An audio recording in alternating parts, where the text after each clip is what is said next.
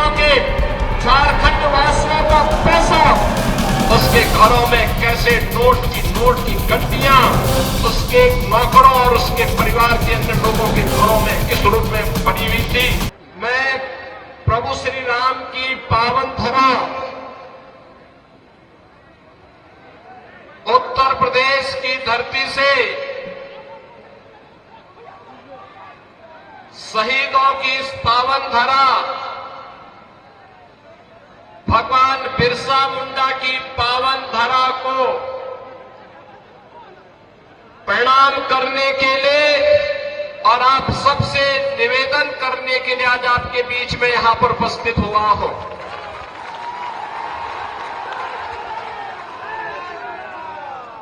दीपावली का पर्व आपने अभी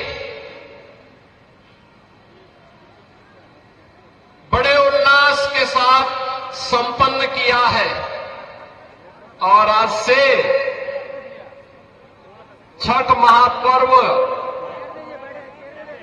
का भी आयोजन प्रारंभ होने जा रहा है। आप सबको मैं छठ की हृदय से बधाई देता हूं और छठी माई आप सबके जीवन में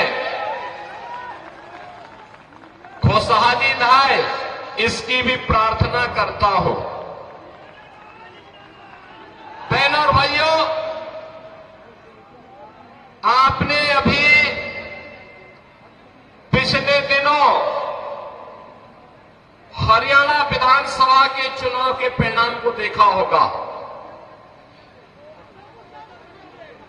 हरियाणा के चुनाव के पहले सभी लोग क्या बोलते थे और जब चुनाव के परिणाम आए तो अकेले भारतीय जनता पार्टी 2/3 से अधिक सीट जीती और कांग्रेस धराशायी हो गई। हरियाणा के लोगों से जब पत्रकारों ने पूछा कि चुनाव के पहले तो लगता था कि कांग्रेस और उसके सहयोगी जीतेंगे, ये कैसे हुआ? तो हरियाणा की जनता ने कहा कि विकास, सुरक्षा,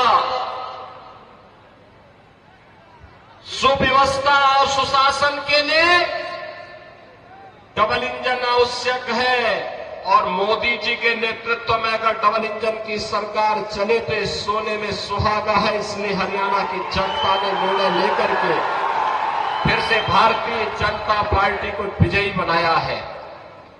बहनों और भाइयों, हमारा ये झारखंड एकोडर्मा प्राकृतिक संसाधनों से भरपूर है। धरती आबा भगवान बिरसा मुंडा की पावन धरा है, शहीदों की धरा है। देश की आजादी के लिए अकेले कोडरमा से एक नहीं 4 हुतात्माओं ने अपना बलिदान दे करके इस देश को ब्रिटिश हुकूमत से मुक्त करने के लिए अपना योगदान दिया था।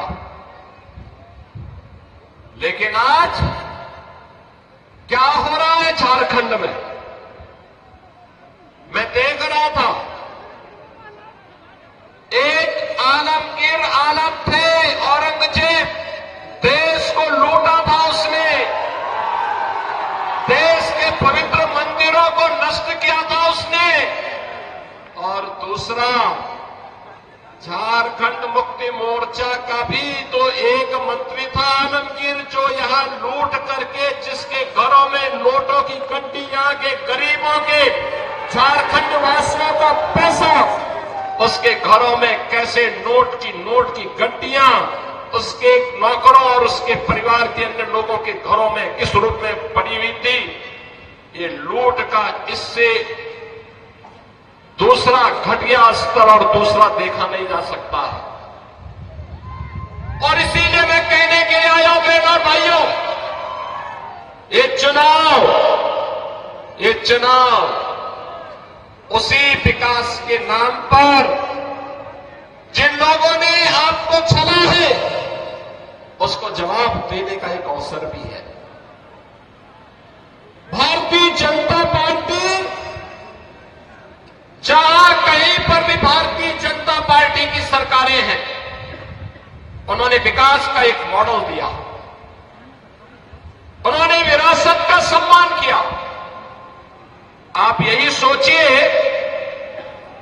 1947 में देश आजाद हुआ था। कांग्रेस को देश की जनता ने शासन करने का अवसर दिया था। एक लंबे समय तक उन्होंने शासन किया था, लेकिन क्या कभी किसी ने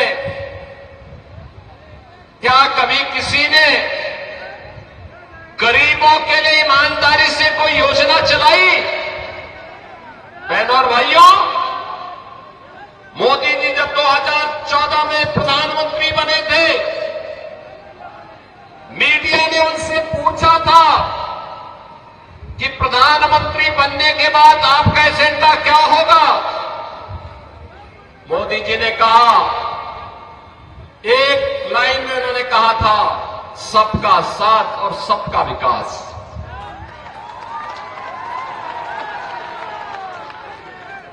जाति, मत और मजहब के आधार पर नहीं, क्षेत्र और भाषा के आधार पर नहीं, बल्कि हर गांव का विकास होगा, हर नगर का विकास होगा।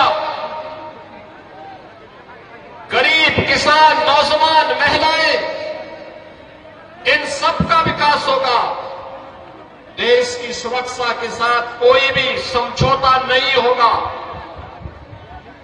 देश का सुरक्षा का मॉडल क्या होना चाहिए, ये आज आप देख रहे होंगे। कांग्रेस की सरकारें हुआ करती थी, तब चीन हमारे देश के अंदर घुसता था, और आज आप देख रहे होंगे, समाचार रोज पढ़ रहे होंगे, आज चीन की सेनाएं पीछे हट रही हैं और वहां पर भारत की सेना गश्त कर रही है। पाकिस्तान तो अब भारत का नाम सुनकर के ही कंपकपी शुरू हो जाती है। पाकिस्तान को जैसे लगता है, अब जब उसको कहीं सुनवाई नहीं होती तो यूएन में कहता है, उसको सपने आते हैं, कहता है कि भारत कभी भी हम पे हमला कर सकता है, हमारी जान बचाओ। सरकार तो ऐसे होनी चाहिए, दुश्मन के दिल को दहला सके, और यही आज भारत की सरकार कर रही है। बहनों और भाइयों, देश की सुरक्षा हो या आंतरिक सुरक्षा, आप सोचो, ये कांग्रेस और उसके सहयोगियों ने कश्मीर की समस्या दी थी। मोदी जी ने धारा 370 समाप्त करके कश्मीर की समस्या का समाधान कर दिया।